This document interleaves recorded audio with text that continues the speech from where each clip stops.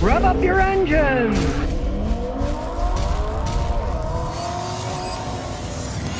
...2025 Mazda CX-30 video. Now, you gotta say, they're nice looking cars. There's no arguing that.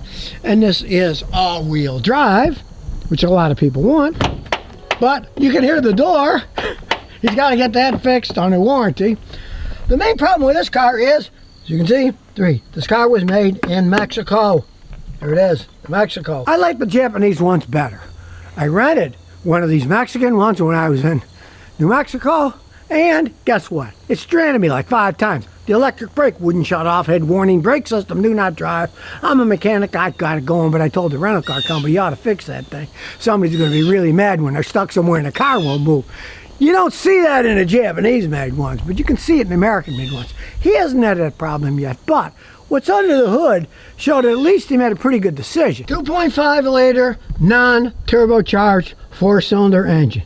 These are pretty well-made engines. It's not turbocharged, so it can last longer. And speaking of turbocharging, 2021 and 2022, these CX-30s, Mazda didn't recall them, but they put out what's called a TSB, a Technical Service Bulletin, and said they were going to extend the warranty on them for, I don't know, a couple of years, 20,000 miles more, because they were burning oil from bad valve seals. Now, they're not necessarily going to replace the valve seals. Well, we got to check this and that, whether we're going to replace the valve seals. Now, if you know anything about cars, valve seals are inside the engine, inside the head. You got to tear the engine apart. It is a very expensive job. And since it's not a recall, it was a class action suit that Mazda decided to settle. They always say, we'll settle it, but we're not going to admit any wrongdoing, right? They made the valve seals wrong. Come on. And the turbo.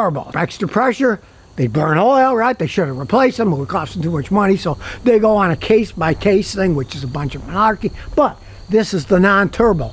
It never had problems with it burning oil. Yet another reason you should listen to me.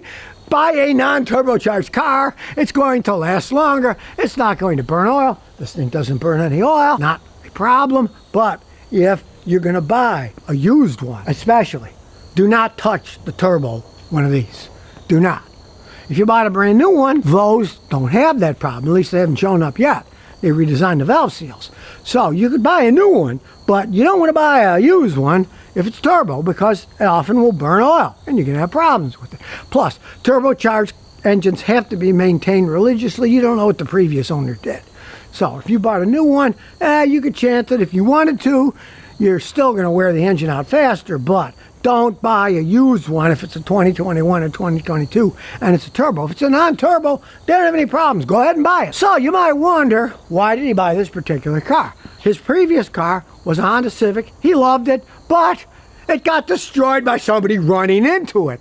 Yet another example of many of the new cars that I get here are bought by people because somebody ran into their car and destroyed it, T-boned it, rear-ended them, whatever. I see that all the time. I had the customer that bought a Mazda like this in Tennessee. He got squashed between a garbage truck and a FedEx truck. And I gotta say, saved the guy's life, so he went out and bought another one of these. So, why did he buy this instead of buying a Honda? He bought this because he likes the all-wheel drive and the beautiful interior that we'll check out, and the price, right?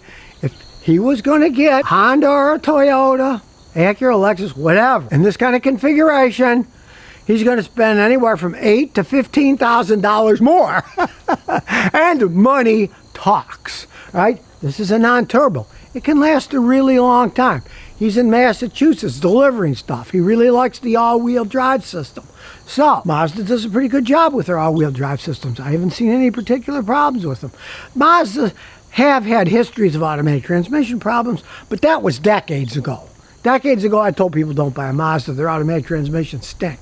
Well, now Toyota owns a percentage of them. They share technology, and there's absolutely nothing wrong with their all-wheel drive systems. That's not a reason not to buy one of these things. As a matter of fact, it's a reason to buy them. If you want all-wheel drive for the price of a vehicle like this that's all-wheel drive, you're probably better off buying one of these. Plus, he is a serious driver. He likes driving relatively fast. You get this 4-cylinder engine. It's a relatively big 4-cylinder engine. It doesn't really need a turbo to put out horsepower. So it's going to last longer. One of his friends got one of those Nissan 3-cylinder turbos, and guess what? It's going to be falling apart soon because it's 3 cylinders going through Boston, revving up and down, where this thing will still be going down the road. Unless the same thing happens to him that happened to his previous car, the Honda. Somebody smashed into him and totaled the car. You can't control that. You can certainly control the money that you spend. And for the money that he spent, other than the door that needs to be fixed there, regular nice trunk space. It does have an electric parking brake, which even he doesn't like. I don't like those things either. I can't abide by them because, as I already told you, I rented one of these things that was made in Mexico, and it stranded me 5 times because the electric parking brake wouldn't go off. It had warnings. Warning, do not drive car, brake system, blah, blah, blah, blah, blah. And I kept unplugging fuses and hitting things with my hand, and finally I could drive it. But it did that 5 times, which would annoy the heck out of me. It's never done it to him, but if this vehicle had been made in Japan, it probably would have never done that in the first place. What I love about this car is it has an actual 6-speed automatic transmission. This is not one of those crappy CVTs. This is an excellent made transmission. You can also shift it manually if you want. It doesn't have paddle shifters on it. You just use this to shift it back and forth, up and down. But it is a real transmission that is fun to drive, and they hold up. And they don't drive like a motorboat like a bunch of CVT transmissions do. Now, he's still got the original tires. They're getting worn some, but 20,000 miles. He hasn't any problem with the tires. Eventually, he's going to have to replace them. These aren't cheap tires. They used to put really cheap tires on new cars. Now they realize it's dangerous. They put better tires on them. With the all-wheel drive system, it's not going to get stuck. And as we look inside, okay, technically they call this a compact SUV, and there's a certain amount of room in here. And you can see we're in Boston here. This isn't a baseball bat, this is a security bat, which you need. And you can see the paint is holding up fine. It's nice color paint, giving people what they want. And these grays are real popular these days. So let's take it for a spin. So we'll start her up. Push button start. Everybody's gone that way. It's got a nice backup camera, you can see. Good wide angle, so you're not going to mash into things. It's in a good position too. It's not blocking anything, but you can still have your eye on the front and the back at the same time. It's pretty well positioned. I noticed that idle smooth as can be, even though the AC's on. AC October on the East Coast. Definitely got some global warming going on here. I was at the beach yesterday. It's October at the beach, swimming in the ocean on the East Coast. We definitely have a warming climate here. Nice setup. You can see everything right in front of you. Everything you need to know, and not a bunch of excessive nonsense. Can't even feel it shifting gears. They're very smooth transmissions. Take it up to the hill, and for a small SUV, it rides pretty good. Now, it's not going to ride like an old-fashioned Cadillac because it's got a small wheelbase. Anything that's all-wheel drive with a small wheelbase, you're going to feel bumps on the road. That's just how they are. These things aren't made for super smooth rides because the wheelbase is too small, and all little SUVs are like this. Now we'll see if people have stopped going to work, and yes they have. Now we can go. We'll give it a little gas, and no turbo, but hey, see how smooth that was? A smooth shift under full load. These cars are a lot of fun to drive. There's no arguing that. That's one of the reasons they sell. Do hold up, but they are a lot of fun to drive. It's a good compromise between having zoom and getting good gas mileage. They're not phenomenal gas mileage, but they're not horrible either. And nice turning radius. This is just about the right size for driving around. He uses it for delivery, so say extremely smooth idle. AC, of course, is working fine. You'd think you'd want the heat on, but you don't. It's hot outside now. They are a lot of fun to drive, I gotta say. I would seriously consider buying one of these instead of a Toyota if somebody smashes into our car. You never know when that's going to happen, because I like the automatic transmissions and I detest the CVTs. And take the Corollas. All the Corollas are CVTs now, and I don't like it. Now we're going to come out and we're going to try the sport mode and see what happens. Definitely got a little more zip. That for sure. Now we'll slow down. because the mailman's delivering things. Who knows what'll bring me today? Around 28,000 bucks.